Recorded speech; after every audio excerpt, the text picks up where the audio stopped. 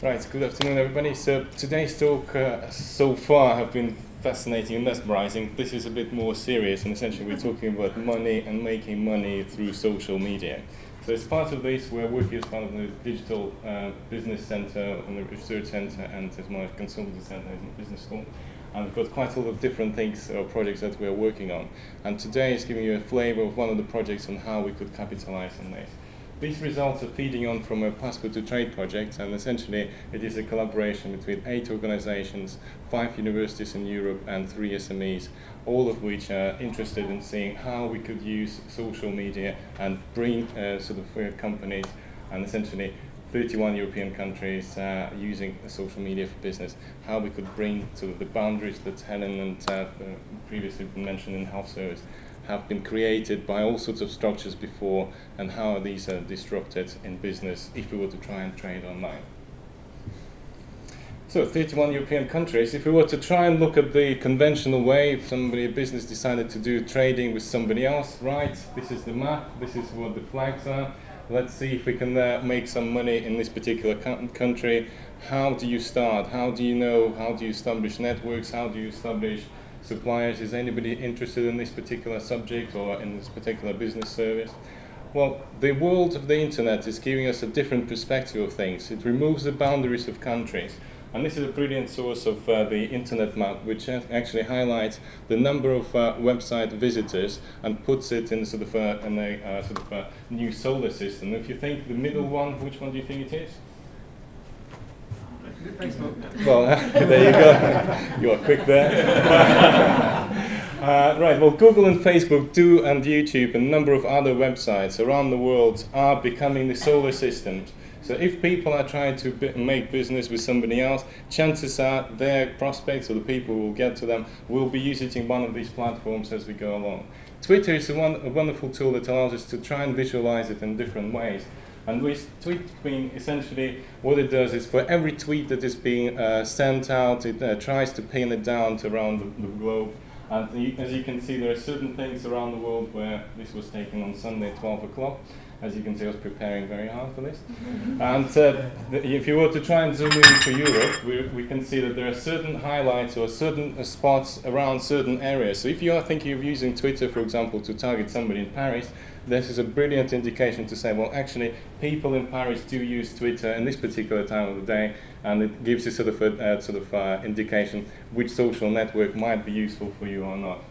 Well, we haven't been just looking at statistics, we have also had several focus groups, and this is one of those that we've tried to run in all the 8 countries. And this is quite self-explanatory. We try to highlight the issues to small and medium-sized enterprises to see which social networks do you use and have you tried to trade online. And there are all sorts of different ideas that they've come up with, things that didn't really like, issues of spam, somebody becoming friends with them on LinkedIn, whereas they are not really actual friends. And there's all sorts of etiquette issues that potentially we don't think to be an issue, but they are perceived as issues by some people out there. And one of the things that we've tried to follow up those focus groups is to create an online survey to get some more sort of quantitative justification to some of the issues that have been highlighted.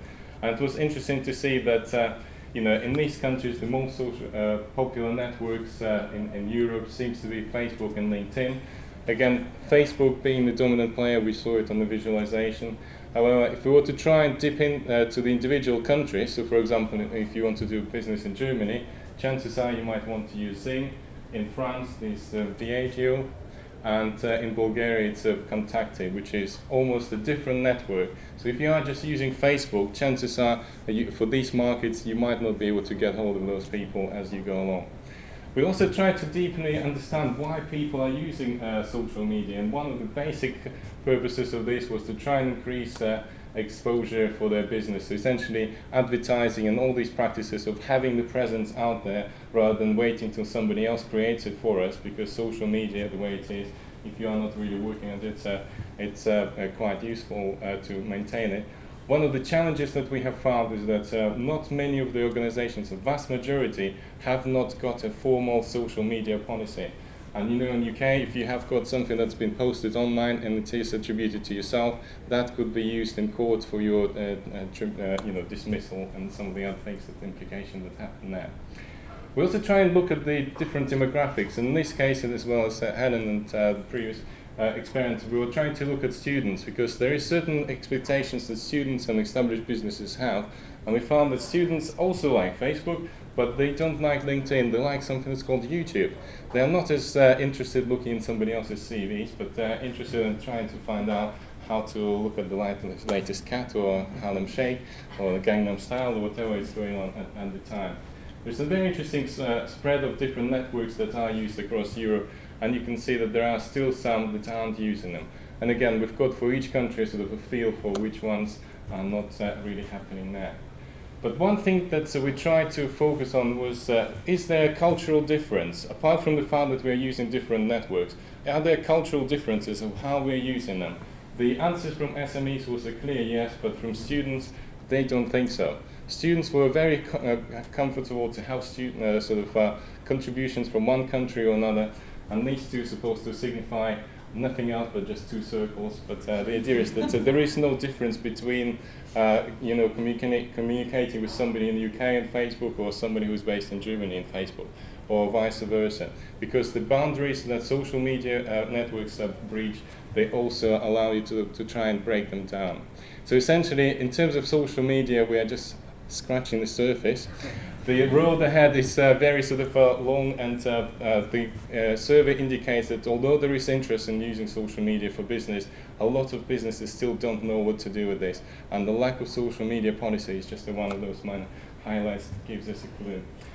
Again, we haven't been practically advertising this project, because we haven't actually published this work so far. We are still preparing the findings, and it will be Helen's students are going to help us to make an amazing animation, and to try and make it more viral, and I'm sure Kat will be of some of those characters in some way. Anyway, thank you.